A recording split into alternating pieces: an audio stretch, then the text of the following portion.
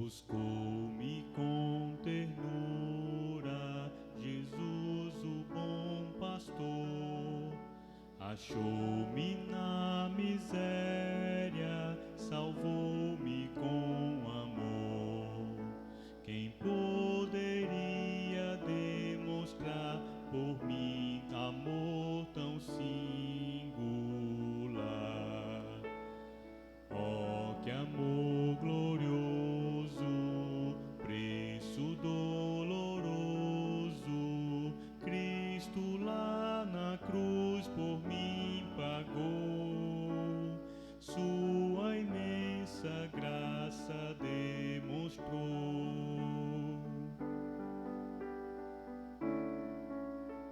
Ferido, abandonado, Jesus me socorreu e segredou-me, achei-te, de agora em diante és meu.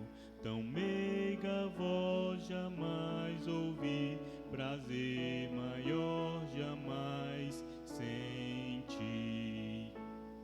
Oh, que amor glorioso, preço doloroso, Cristo lá na cruz por mim pagou, sua imensa graça demonstrou.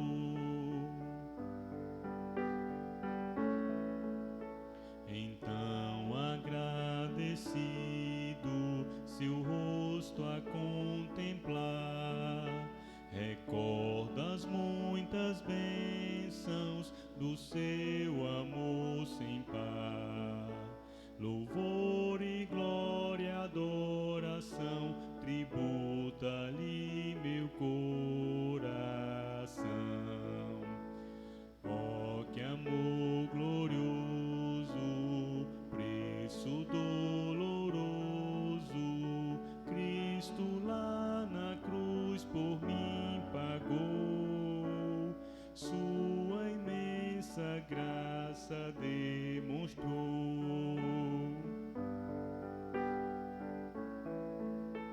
Enquanto as horas passam, eu sinto sua paz e aguardo meu bom mestre que tão feliz me faz.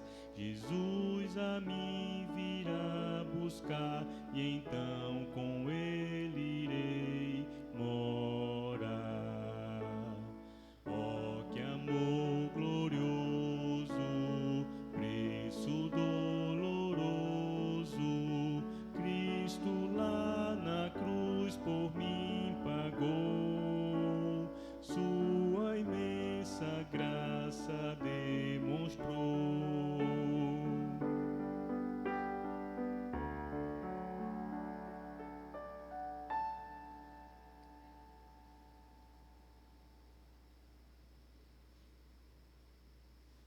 Boa noite, meus irmãos, que a graça e a paz do Senhor esteja com todos, esteja com você aí na sua casa, junto com sua família, e que nós possamos ter nesse instante um momento de adoração, de reflexão no meio da semana, que é uma forma que Deus nos deu, através desse meio, de mantermos-nos conectados a Ele, conectados uns aos outros, na mesma fé, na mesma esperança da volta do nosso Senhor Jesus Cristo. Vamos nos dirigir a Ele em oração nesse instante, em gratidão por termos essa oportunidade de estarmos aqui juntos, embora separados, cada um em seu lar, mas juntos na mesma unidade em Cristo Jesus. Oremos. Deus bendito, Deus misericordioso, Deus amoroso, muito obrigado, Senhor, por esta oportunidade de estarmos diante da Tua presença, dessa presença gloriosa e majestosa, para bendizer e engrandecer o Teu santo nome, através de tudo que vamos fazer aqui nesta noite. Que cada lar receba, ó Deus, esses louvores e possa entoá-los junto conosco, a Ti, que é o único digno de toda adoração. Que cada lar possa, ó Deus, também orar conosco em todos os momentos e ouvir a Tua palavra com reverência, de maneira que possam assim estarem numa situação agradável a Ti. Bendito seja o Teu nome, engrandecido seja o Teu nome, por tudo que estamos fazendo, por tudo que iremos fazer para a glória do Senhor. Amém. Eu quero convidar você a abrir aí a sua Bíblia no livro de 1 Pedro, no capítulo 3. Nós vamos ler alguns versículos, nós vamos ler do versículo 8 ao versículo 12 de 1 Pedro, no capítulo 3. 1 Pedro, capítulo 3, do verso 8 em diante.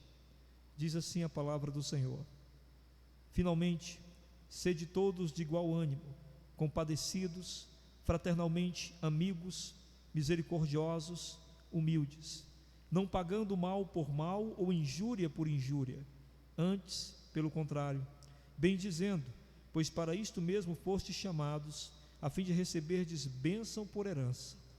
Pois quem quer amar a vida e ver dias felizes, refreie a língua do mal e evite que os seus lábios falem dolosamente.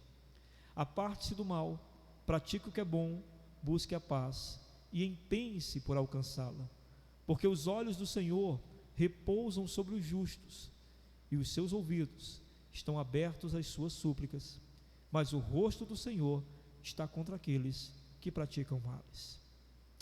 Amém? Que Deus faça de sua palavra uma forma de nós vivermos segundo sua vontade. Vamos adorar e bendizer o Senhor com o nosso ministério de música.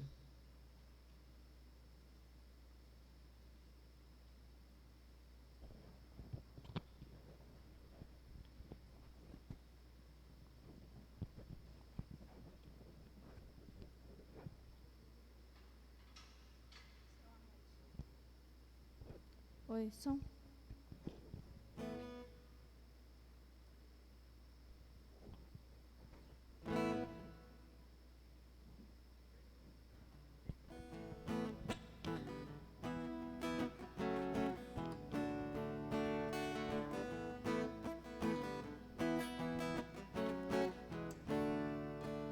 Sabe, Senhor, hoje eu acordei querendo estar mais perto.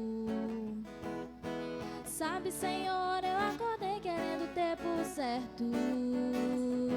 O seu amor eu sei, já tenho, mas eu quero um pouco mais, só pra ver se de tanto conviver eu fico parecida com você.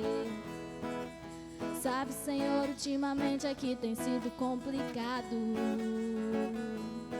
Eu tenho que lutar dia após dia contra o pecado, mas o seu amor eu sei, já tenho, é o que me leva um pouco mais, e a sua graça que me ensina a suportar até o insuportável. Dá-me, Senhor, bom ânimo pra enfrentar as aflições. Quero permanecer fiel a Ti até o fim, pois o bem que eu quero fazer eu não faço, e o mal que não quero eu se faço. Eu não sei por que sou assim, mas enquanto não sei, vou me deixando transformar por esse seu amor, que a cada dia me renova e me molda, mostrando que posso sim ser melhor.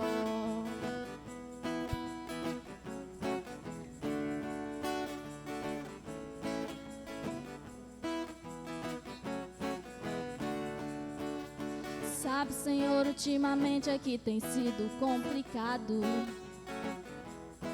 Eu tenho que lutar dia após dia contra o pecado, mas o seu amor eu sei, já tenho, é o que me leva um pouco mais, e a sua graça que me ensina a suportar até o insuportável. Dá-me, Senhor, bom ânimo pra enfrentar as aflições. Quero permanecer fiel a Ti até o fim, pois o bem que eu quero fazer eu não faço, e o mal que não quero eu se faço. Eu não sei por que sou assim, mas enquanto não sei, vou me deixando transformar por esse seu amor, que a cada dia me renova e me molda, mostrando que posso sim ser melhor. Dai-me, Senhor, bom ânimo pra enfrentar as aflições.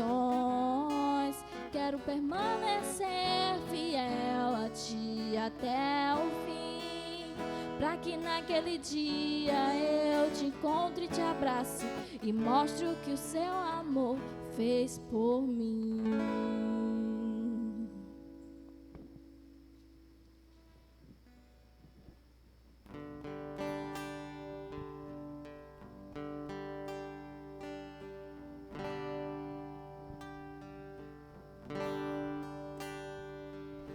Rei dos reis, consagro tudo o que sou, de gratos louvores transborda o meu coração.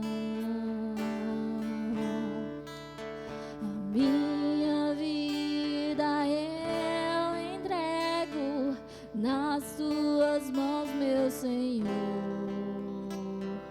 pra Te exaltar com todo meu amor.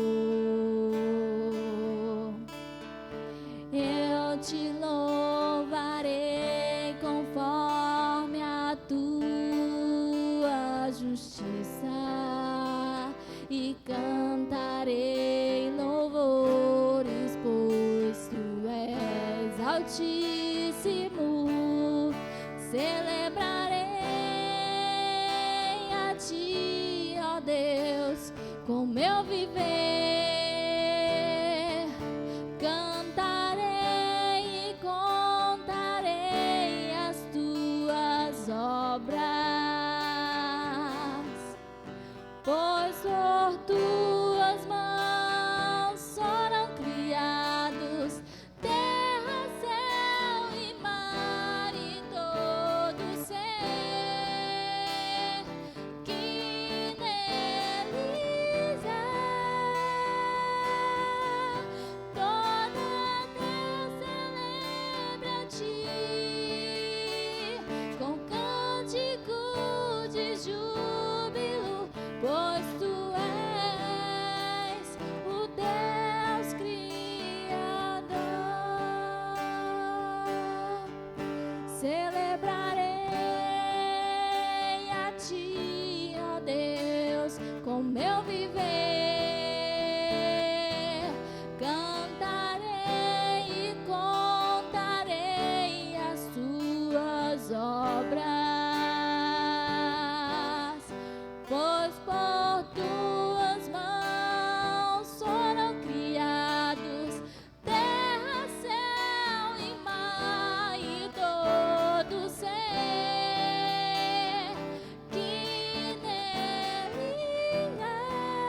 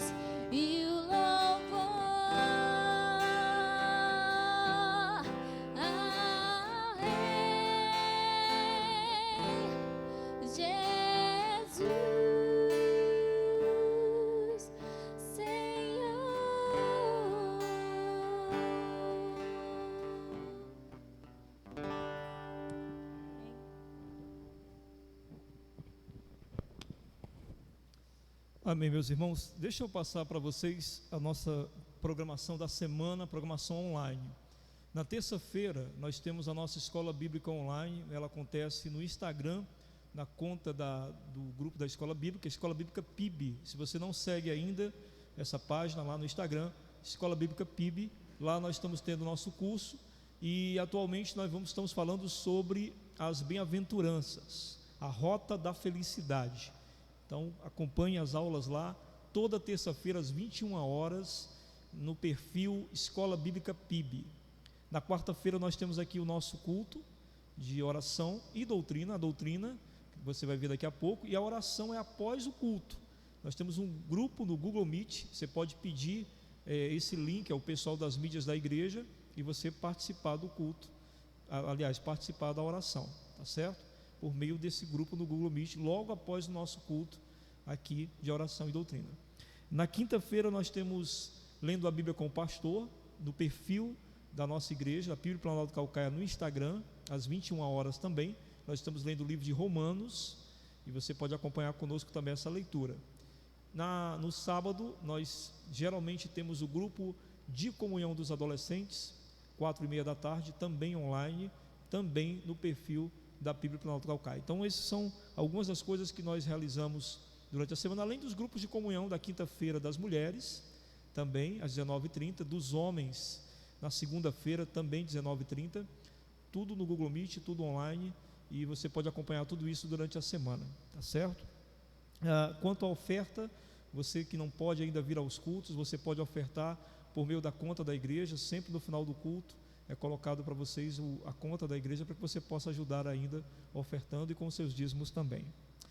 Bem, dito isto, nós vamos para a doutrina de hoje. A gente está vendo o livro de Colossenses e agora nós chegamos no capítulo 3, e eu quero convidar então você a abrir sua Bíblia em Colossenses, no capítulo 3, e hoje nós vamos ver do verso 12 ao verso 17. Colossenses, capítulo 3, do verso 12 ao verso 17 é o texto que nós vamos ver hoje.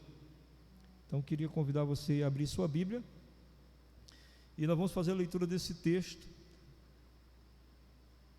que diz o seguinte, Colossenses 3, verso 12 em diante: Revesti-vos, pois, como eleitos de Deus, santos e amados, de termos afetos de misericórdia, de bondade, de humildade, de mansidão, de longanimidade.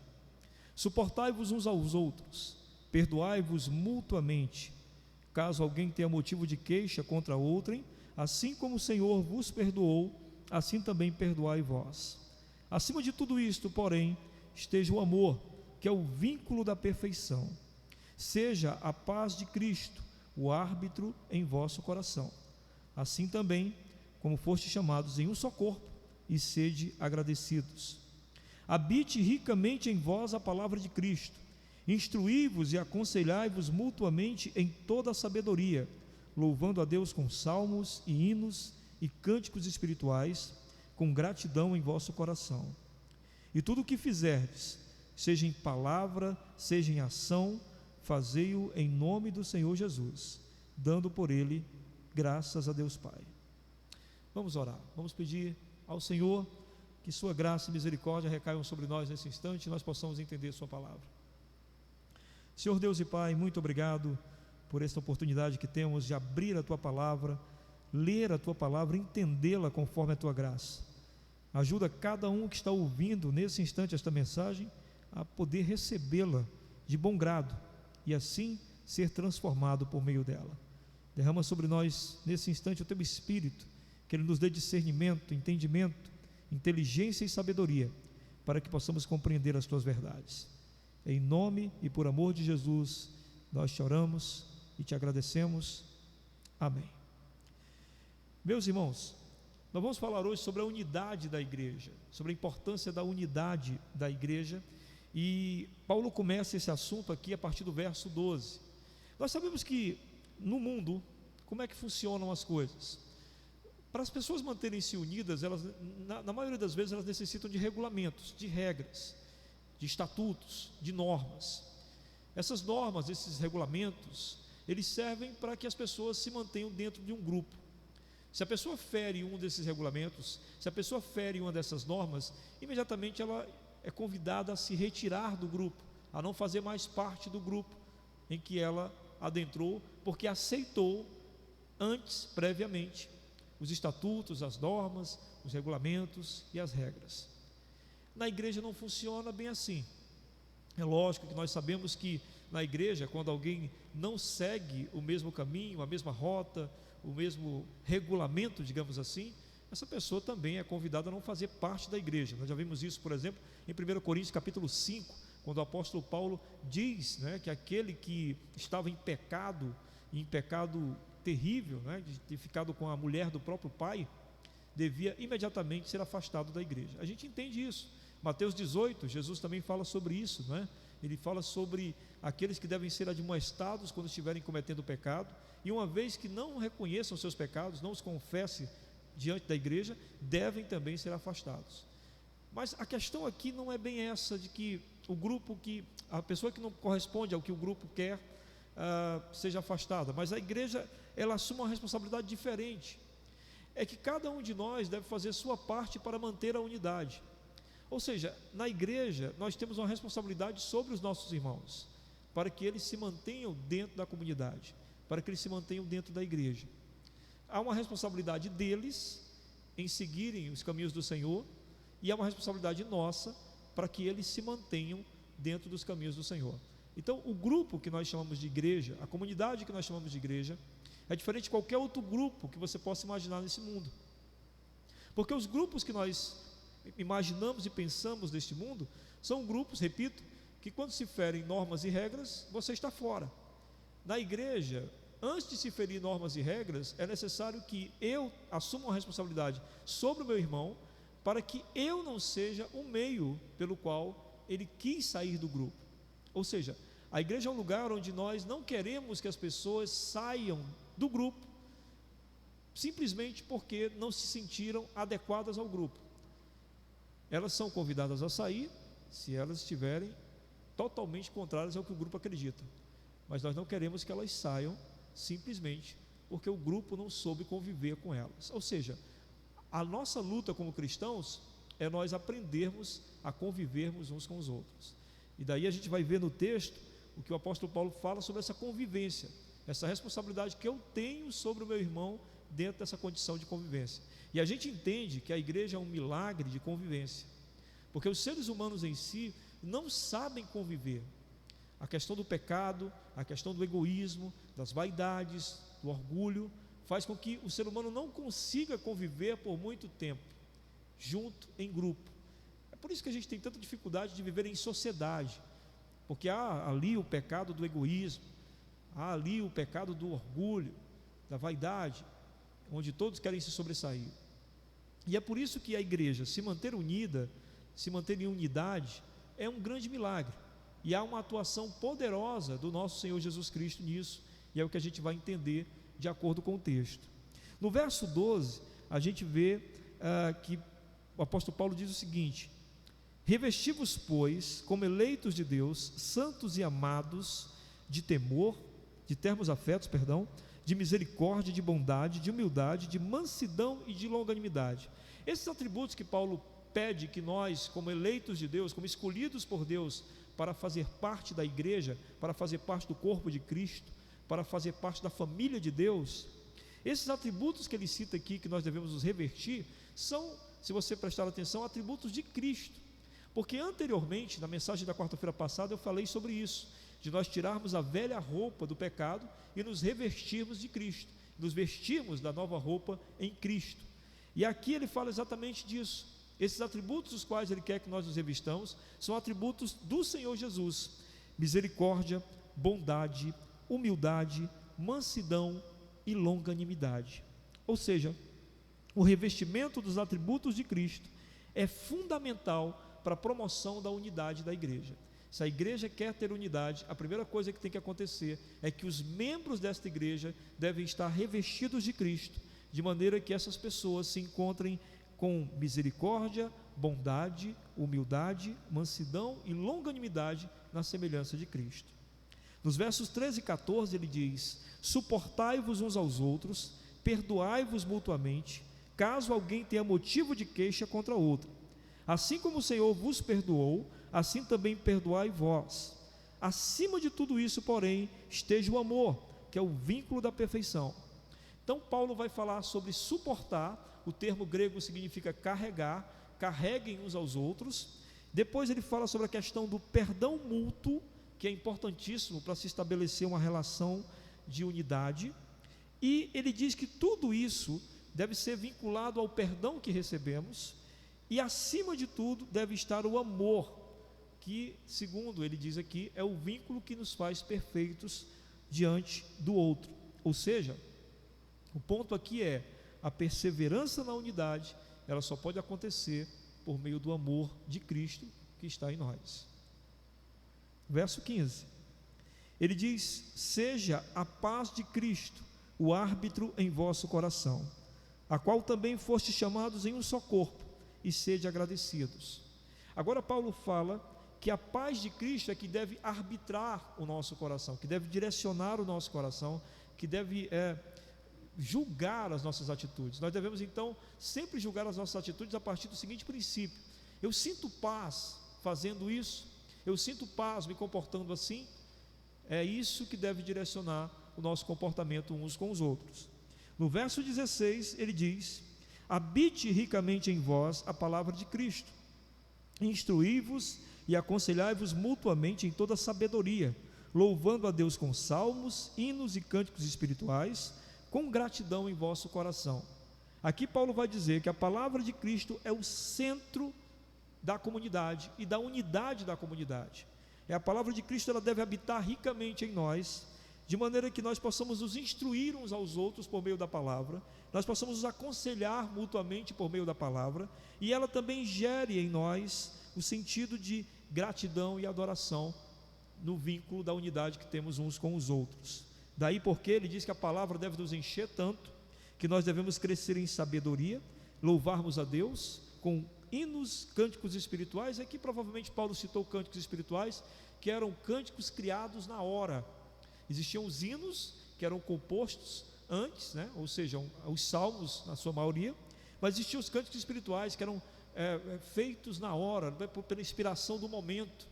Então ele diz que nós devemos estar tão cheios da palavra de Deus, tão ricos da palavra de Cristo em nós, que sejamos capazes de expressar nossas palavras, nossos cânticos de maneira improvisada. Ou seja, a palavra de Cristo é o centro da instrução e da demonstração da unidade da igreja. Por fim, no verso 17 ele diz o seguinte: e tudo que fizerdes, seja em palavra, seja em ação, fazei-o em nome do Senhor Jesus, dando por ele graças a Deus Pai. Ou seja, todas as ações ele enumera, seja em palavra, seja em ação, tudo que você for fazer dentro da comunidade, o que vai gerar unidade é que tudo seja feito em nome de Cristo. É você agir em nome de Cristo, é você falar como se fosse o próprio Cristo falando, e é isso que irá gerar unidade dentro da igreja. Então, o que o texto mostra para nós bem claramente é que Cristo é quem promove a unidade na igreja. Somente Cristo nos mantém unidos. Fora de Cristo, a igreja não tem a mínima condição de se manter em unidade e em comunhão. O que nós vemos no texto é que sem a expressão dos atributos de Cristo na vida dos crentes, é impossível uma unidade saudável. É impossível uma unidade. Quando eu falo unidade saudável, estou me referindo que existem unidades que são forçadas. Você é forçado a estar dentro de um grupo. Uma unidade saudável é uma unidade onde você está ali porque você tem prazer nisso, porque você se alegra nisso. E nós aprendemos aqui no texto que essa unidade saudável só é possível se Cristo estiver habitando nos crentes. Se Cristo estiver desenvolvendo nos crentes misericórdia, bondade, humildade, mansidão e longanimidade. É por isso que em 2 Coríntios, se você puder abrir aí sua Bíblia comigo, no livro de 2 Coríntios, no capítulo 5, dos versos 15 ao 17, diz assim: e ele morreu por todos, para que os que vivem não vivam mais para si mesmos, mas para aquele que por eles morreu e ressuscitou. Assim que nós, daqui por diante, a ninguém conhecemos segundo a carne. E se antes conhecemos Cristo segundo a carne, já agora não o conhecemos deste modo. E assim, se alguém está em Cristo, é nova criatura. As coisas antigas já passaram e eis que se fizeram novas. Ou seja, Paulo em 2 Coríntios, no capítulo 5, do verso 15 ao 17, diz para nós que a partir do momento em que nós entregamos nossa vida ao Senhor Jesus, o Senhor Jesus começou a fazer parte de nós, tornando-nos novas criaturas, de maneira que nós já não olhamos mais uns para os outros como olhamos para uma pessoa comum, mas em todos vemos algo de Cristo. Portanto, a unidade na igreja está onde a gente consegue se conviver uns com os outros como se estivéssemos convivendo com o próprio Cristo. A segunda coisa que o texto mostra para nós é que a unidade, ela se dá pelo amor bíblico manifestado na semelhança de Cristo. Nós vimos ali no verso 13 e no verso 14 sobre a questão do amor ser o vínculo que vai fazer com que haja paz dentro da igreja. E aí a gente pode ver lá em Efésios, no capítulo 4, que diz o seguinte: veja o que Paulo diz: rogo-vos, pois eu, prisioneiro no Senhor, que andeis de modo digno da vocação que fostes chamados, com toda a humildade, mansidão e com longanimidade, suportando uns aos outros em amor. Percebem? É quase a mesma coisa que está falando lá em Colossenses. Na verdade, ele só mudou algumas palavras, mas percebam o que diz o verso 3 em diante: esforçando-vos diligentemente por preservar a unidade do Espírito no vínculo da paz. E por que haverá essa preservação da unidade? Ele fala do verso 4: há somente um corpo e um só Espírito, ou seja, há um Espírito trabalhando em todo o corpo, como também foste chamado numa só esperança da vossa vocação. O mesmo Espírito que trabalha no irmão é o Espírito que trabalha em outro irmão, e é isso que os une em amor. Basicamente, é isso que o texto também está dizendo para nós. Em terceiro lugar, o texto nos diz que o termômetro da unidade é a paz de Cristo em nosso coração. É por isso que diz aqui no verso 15: seja a paz de Cristo o árbitro em vosso coração. O que vai fazer com que nós entendamos que estamos em unidade, o que vai nos fazer medir a unidade, é se nós estamos em paz com Deus. Se nós estivermos em paz com Deus, estaremos em paz com nossos irmãos. O apóstolo João fala sobre isso. Se eu não amo o meu irmão que eu estou vendo, como eu posso dizer que eu amo a Deus? Porque Deus escolheu ser amado no irmão.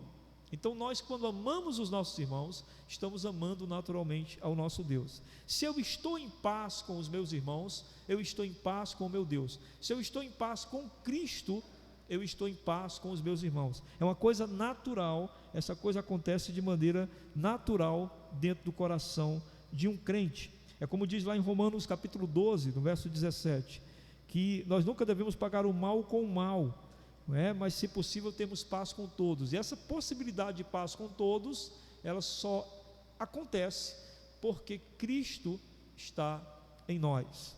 Em quarto lugar, o texto mostra para nós que o ensino de Jesus deve ser a base da sustentação da unidade da igreja. É por isso que nós vemos lá: habite ricamente a palavra de Cristo em vós. Cristo deve ser, nós devemos estar cheios do seu ensinamento em nós. É a única forma de nós podermos conviver com as pessoas cheios de amor, de perdão, de misericórdia, conforme a palavra de Cristo habite em nós. Lá em João, se você puder abrir sua Bíblia aí comigo, no Evangelho de João, no capítulo 15, veja só o que diz, do verso 1 ao verso 4, o próprio Jesus falando sobre essa questão de estar cheio dele. Eu sou a videira verdadeira, e meu pai é o agricultor. Todo ramo que estando em mim não der fruto, ele o corta, e todo o que dá fruto, limpa, para que produza mais fruto ainda. Vós já estáis limpos, pela palavra que vos tenho falado. Permanecei em mim, e eu permanecerei em vós. Como não pode o ramo produzir fruto de si mesmo, se não permanecer na videira, assim nem vós o podeis dar, se não permaneceis em mim. Jesus usa a ideia de que quem permanece nele, ou seja, quem permanece sobre seus mandamentos, sobre sua autoridade, naturalmente vai produzir frutos. Os frutos, nós entendemos que ele se refere aos frutos do Espírito: a bondade, o amor, a misericórdia, a longanimidade, que Paulo citou algumas dessas coisas no versículo 12. Então Jesus está dizendo que se você se mantiver nele, esses frutos naturalmente vão fluir de você, e são esses frutos que geram a unidade da comunidade. A unidade da igreja vem por meio dos frutos que nós geramos de amor, de bondade, de longanimidade, e esses frutos fazem com que nossos irmãos se mantenham unidos a nós. E por último, em quinto lugar, o texto mostra para nós que as motivações que nós devemos ter nessa unidade devem ser sempre a honra e a glória do nosso Senhor Jesus Cristo. Quando no texto diz que tudo que fizerdes, seja em palavra, seja em ação, fazei em nome do Senhor Jesus, dando por ele graças a Deus Pai. O que significa que a nossa busca por unidade, ela não é uma busca cega por unidade, ou seja, daí a gente vê, como eu citei no começo, 1 Coríntios 5 e Mateus 18, quando alguém está em pecado, naturalmente essa pessoa vai perder a condição de manter-se na comunidade, vai perder a condição de unidade. Então essa unidade, essa comunhão, não é uma unidade de comunhão cega, que procura não enxergar os pecados dos outros, muito pelo contrário, essa unidade é motivada por Cristo e em Cristo. Ou seja, nós entendemos que só podemos estar unidos se todos nós estivermos debruçados sobre a autoridade do nosso Senhor Jesus Cristo, se todos nós estivermos desejando e fazendo a vontade do Senhor de igual modo. Bem, e qual a aplicação desse texto para nossas vidas, meus irmãos? Qual a aplicação desse texto para a nossa igreja, para a PIB de Planalto Caucaia, ou para a sua igreja, você que está vendo essa mensagem, mas congrega em outra igreja? Como a gente pode aplicar isto para nossas vidas? Bom, de que maneira, essa é a pergunta que nós devemos fazer, de que maneira podemos nos comprometer com a unidade da nossa igreja? Nós temos uma responsabilidade sobre a unidade da nossa igreja. E como nós devemos nos comprometer com isso? Eu enumerei aqui 5 coisas. Em primeiro lugar, buscando a semelhança com Cristo. Você vai colaborar com a unidade da tua igreja se você buscar, em primeiro lugar, cada dia mais se assemelhar ao nosso Senhor Jesus Cristo. Você não deve começar, como muita gente pensa, você não deve começar com o desejo simples de servir na igreja, sem antes ter o desejo primário de se parecer mais com Jesus. Há muita gente que acha que em primeiro lugar vem servir e depois se parecer com Jesus, e isso prejudica muito a unidade da igreja. O que mais colabora com a unidade da igreja é quando a pessoa tem a consciência de que a primeira coisa que ela deve fazer é buscar se tornar mais como Jesus, para assim poder servir melhor. Não adianta querer servir e não se preocupar em se tornar mais como Jesus. Há pessoas que prejudicam muito a comunhão da igreja, porque essas pessoas estão mais preocupadas em atividades do que em transformação pessoal. Nós devemos nos preocupar em primeiro lugar em transformarmos pessoalmente a imagem e semelhança de Jesus por meio da obediência à sua palavra e depois disso servirmos ao Senhor. Em segundo lugar, você deve se dispor a amar os seus irmãos com o amor bíblico. O amor bíblico é uma decisão. O amor bíblico não é um sentimento. Nós temos repetido isso em algumas quartas-feiras. O amor bíblico não é um sentimento, é uma decisão diária, e uma decisão independente de quem são nossos irmãos, da maneira com a qual eles têm se comportado, e independente também dos nossos próprios sentimentos. A decisão de amar, e amar biblicamente significa agir em favor do outro. O amor bíblico não é um amor passivo, o amor bíblico é um amor de ação, semelhante ao amor de Deus demonstrado por nós, quando Ele enviou o nosso Senhor Jesus Cristo para nos salvar. Então, o nosso amor, que nós devemos nos comprometer com a igreja e com a unidade da igreja, é um amor que se dispõe a fazer algo pelo nosso irmão. E dentro dessa ideia de fazer algo pelo nosso irmão, agir independente dos nossos sentimentos, porque às vezes, se a gente for motivado pelo sentimento, podemos estar irritados e não desejar fazer nada em prol do outro, ou podemos estar entristecidos e não ter motivação para fazer nada pelo outro. Nenhum desses motivos deve ser aquilo que regula o nosso amor. O amor deve ser uma decisão, independente dos nossos sentimentos, independente da ação dos nossos irmãos em relação a nós.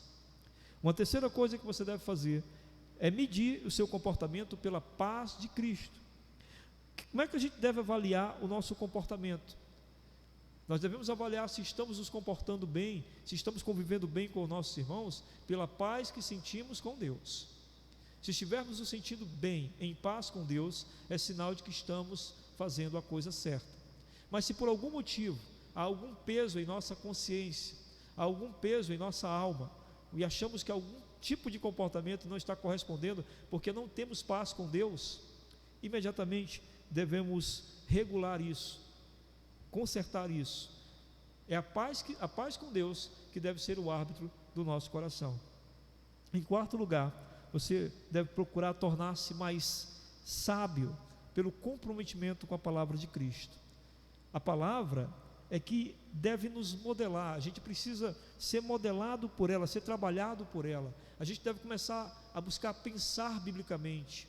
Nós devemos começar a querer que os nossos pensamentos sejam moldados pela palavra, direcionados por ela, porque só assim nós podemos falar em nome de Cristo, aconselhar em nome de Cristo, orientar em nome de Cristo e conviver uns com os outros como se realmente estivéssemos ali representando Cristo.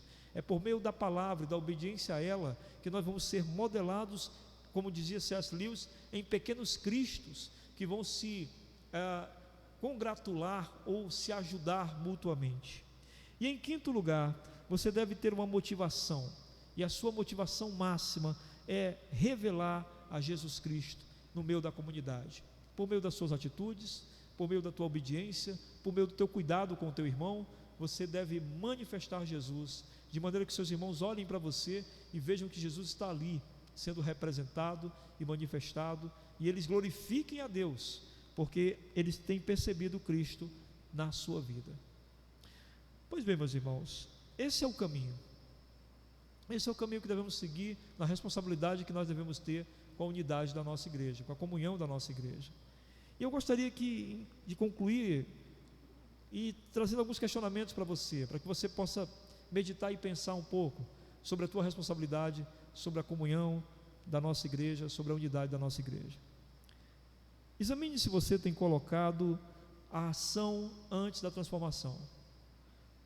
O quanto você percebe que está mais preocupado em fazer as coisas do que ser transformado em Cristo? Eu vejo muitas pessoas se motivam rapidamente para fazer as coisas, para servir em algum ministério, alguma coisa da igreja. Mas o quanto há de motivação em você em ser mais parecido com Cristo? Examine suas motivações, elas podem estar lhe confundindo. Você pode estar achando que você está colaborando com a comunhão e com a unidade da igreja simplesmente porque está servindo, mas não é essa a resposta certa. Você colabora com a unidade, com a comunhão da igreja na medida em que você se torna cada vez mais parecido com Jesus. É disso que a igreja precisa de você, e é isso que você mesmo precisa pessoalmente. Uma outra coisa, nós temos falado muitas vezes nas quartas-feiras sobre isso, mas você já tem a consciência que o amor bíblico não é o amor romântico, não é o amor dos filmes, não é o amor das séries, das novelas. O amor bíblico é um amor totalmente diferente, um amor de decisão. E você tem tomado essa decisão regularmente, de amar e de fazer algo em prol do outro, por amor a Cristo em primeiro lugar? Essa sua decisão diária é que realmente vai trazer uma contribuição para a sua igreja, para a unidade da tua igreja. Uma outra coisa, como é que você tem medido a sua paz? Você mede a sua paz pela ausência de conflitos ou por você se sentir cada vez mais semelhante a Cristo? Se você mede a sua paz por ausência de conflitos, você nunca vai fazer parte de uma igreja, porque a igreja é lugar de conflito, onde a gente às vezes não vai se entender com outro irmão, e aí nós precisamos da paz de Cristo arbitrando o nosso coração. E a paz de Cristo o que é? É a certeza de que eu estou fazendo a vontade de Cristo, porque estou cada vez mais parecido com Ele. E aí os conflitos não retiram a minha paz. Em que nível está o seu comprometimento com a palavra de Deus? Porque nós vimos no texto que a palavra de Deus deve habitar ricamente em nós. Em que nível está essa riqueza da palavra de Deus em você? O quanto você tem buscado aprender mais da palavra? Quantas aulas da escola bíblica você tem acompanhado? O quanto você tem ido nos textos bíblicos e procurado descobrir mais sobre Deus? O quanto você tem meditado na palavra? O quanto você tem memorizado versículos?